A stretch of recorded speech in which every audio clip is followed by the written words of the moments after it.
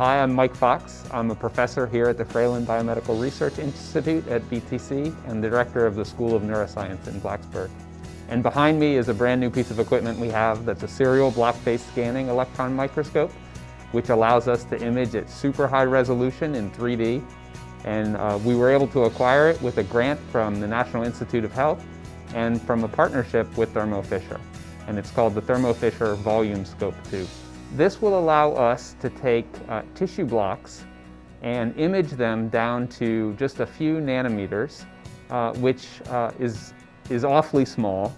But it also allows us to take serial sections of those tissue blocks so that we can create 3D structures of ultra-structural images of tissue, whatever tissue we're interested in. So this has been an ongoing pursuit to try to get new types of imaging equipment here at the Fralin Biomedical Research Institute. And this is one of those pieces, and this gives us this ultra resolution of imaging and will really be a huge tool for current researchers here, but also new researchers here and across the campus at Virginia Tech.